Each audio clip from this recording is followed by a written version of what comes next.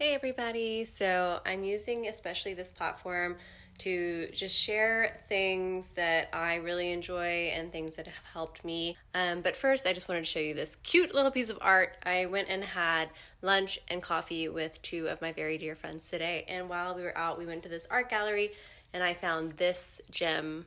Look how amazing this is. This was a local artist and she drew it with pen, and I love it because I love mermaids.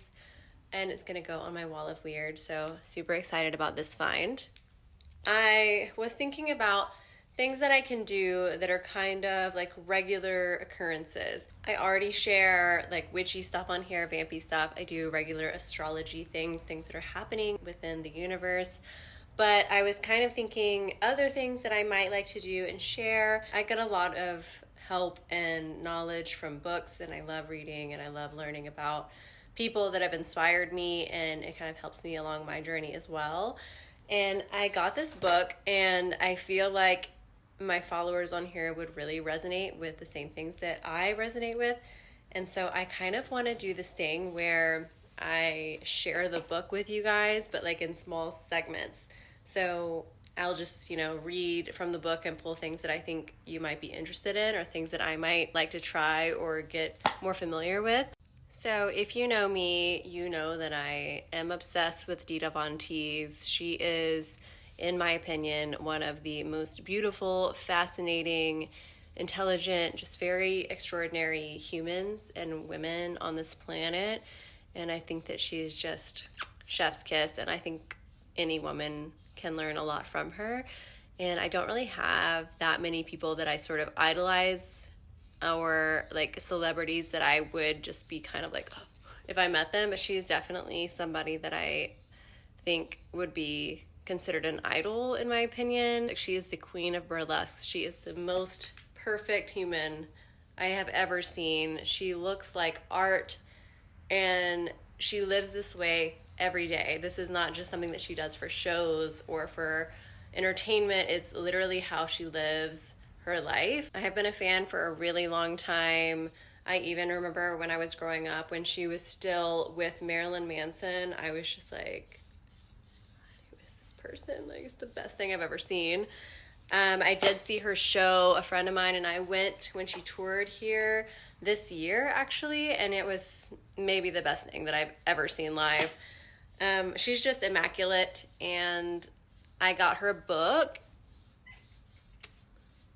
Kind of like obviously looked through it, but I haven't read cover to cover, and I thought maybe it'd be fun to just do it on here as sort of a little sharing moment, a little book club moment.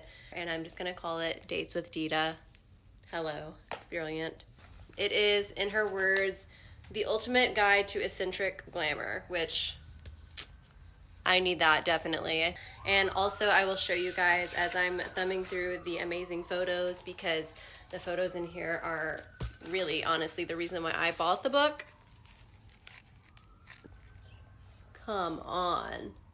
When Dita posed for Playboy, and I actually do have that version of Playboy, I'm going to frame it as well.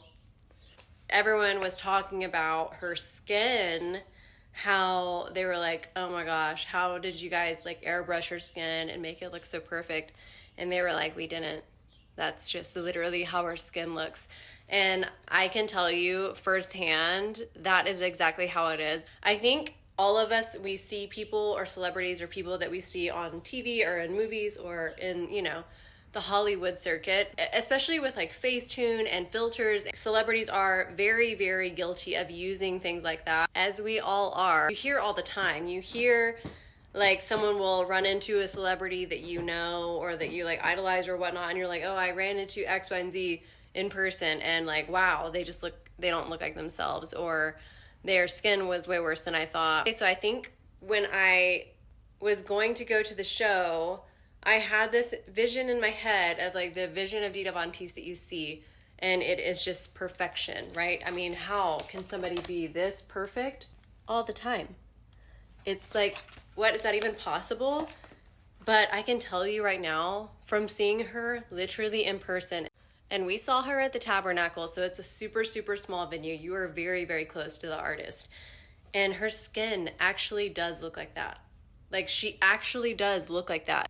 She looks edited, but in real life, it's insane. So whatever she's doing it right, and I want to learn from her.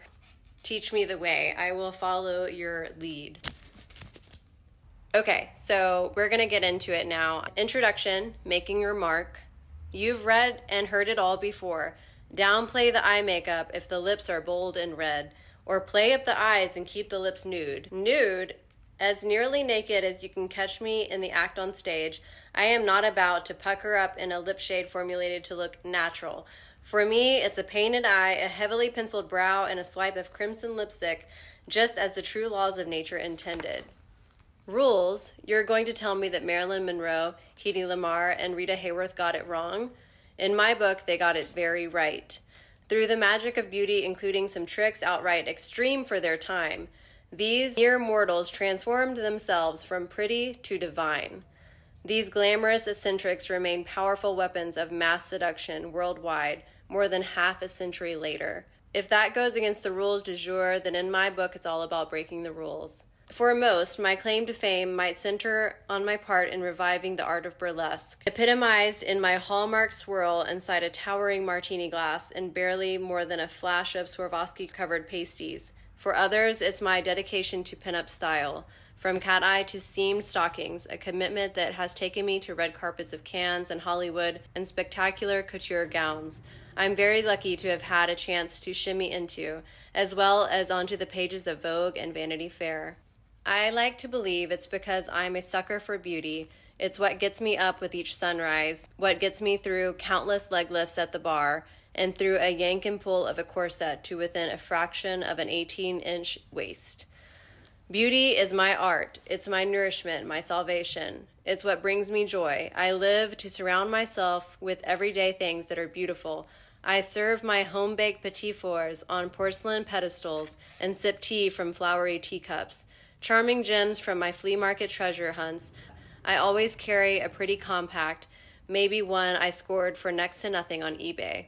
I would never be caught in a tatty robe or sweatpants, even by Alistair. That's her cat.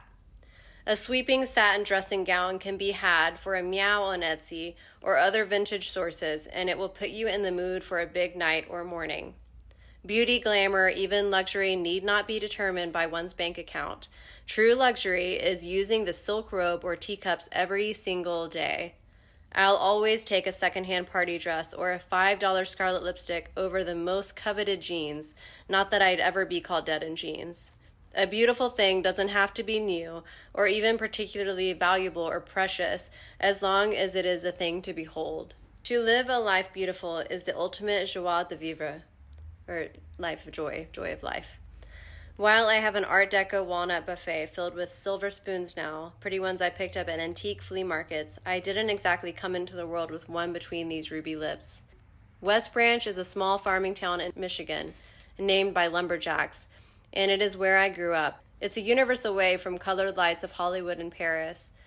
So, in the great American way, I reinvented myself from a freckled-faced strawberry blonde to what you see now.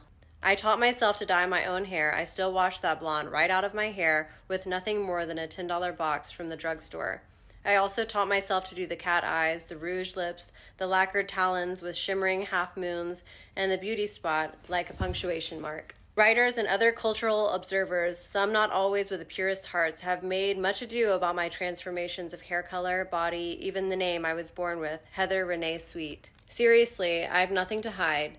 This is no illusion. To call it that is to say that all this is something false, make-believe, something of a betrayal. To live looking any other way would be a lie. This is me. I have experimented and failed and tried again and again until I get it right. What a sense of accomplishment and empowerment I experience each time I give my hair a final blast of spray and my lips a finishing swipe of red. Finding and making your own beauty mark is all about living in your authentic, empowered self.